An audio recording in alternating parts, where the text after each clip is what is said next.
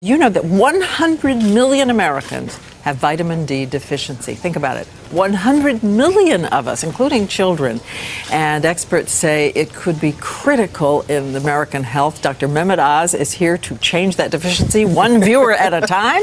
Of course, he is the host of the Dr. Oz Show. It's so good to have you back with us. Thank you much. This vitamin is more and more implicated, as we said, in American health. Well, vitamin D, if I had to pick one vitamin to push to everybody to think about again in their lives, it's vitamin D. It actually becomes a hormone in our body. And it's important not just for bone health, which is where most people think vitamin D is important, right, but it's important for high blood pressure. It's important for cancer, breast, colon, prostate. And you know what? If you're worried about the swine flu today, take some vitamin D, because it's one of the best ways of enhancing your immune system. No kidding. Overall, it is. All right. I think you want to do a test. I do. And I'm going to tell you a little bit about me. You've seen my results. His eyes were startled. But go ahead. Let's ask the audience. How many of you know what your vitamin D level is? Put your hands up. Look at that. All right, now, here's the second question. How many do you think the best way of getting vitamin D is through milk or dairy products? Put up that little card that shows milk and dairy. All right? Now, how many do you think that, in fact, it's through cod liver and fish and other sources like that? All right, a couple of brave souls there. And how many think it's the sun? Put the sun up. All right. So I'll tell you what. I think actually most of you got it right, because I think it's the sun. So let me give you the numbers you want to aim for. And by the way, you don't know your vitamin D level unless you check it.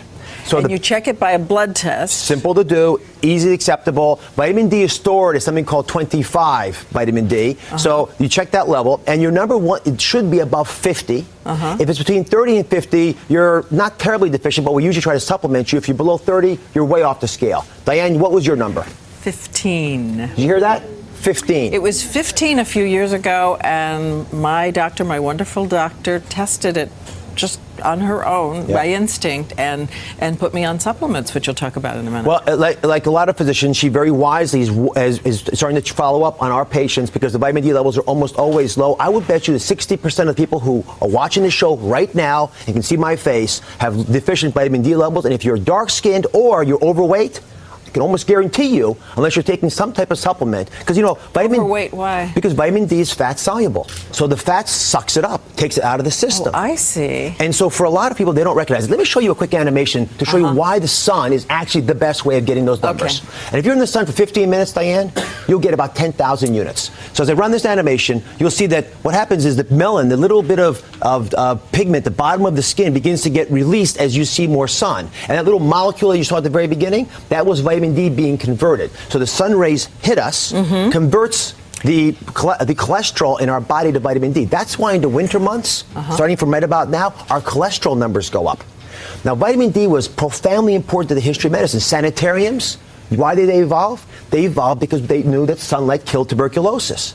And our moms used to give us cod liver oil because, in fact, that works. And get this, the reason our skin color is different is primarily about regulating vitamin D, because the darker your skin, the less you have sun damage, and you still get enough vitamin D to give you what you needed from the sun rays. So as you travel the globe, the differences in skin color are about the amount of vitamin D people are getting through the sun. And I love when we can figure that all out. Now, what are the sources? Milk, reasonable source, but it's not the right kind of vitamin D. Even the vitamin D supplemented milk is not the right kind necessarily. Well, it's the vegetarian vitamin D2, and you want the animal version, which is what we need in our bodies. You can convert them. It's not that efficient. It's certainly a reasonable way of getting it, but it's probably not the best way of getting it. The sun, again, is the best way of getting it.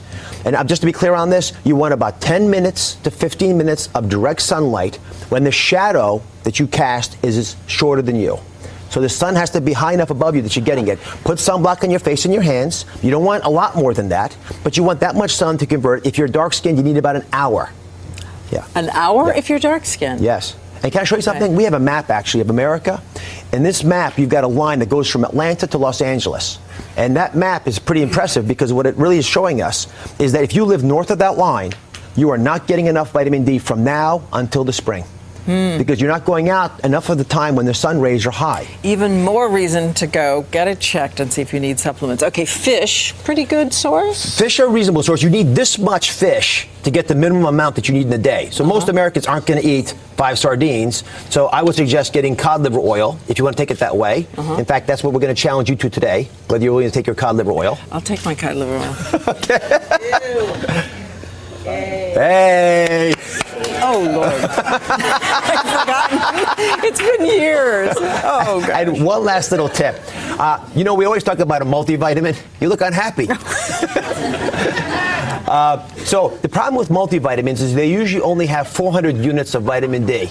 You're still grimacing, God bless you. But you want to take at least 1,000 units of vitamin D.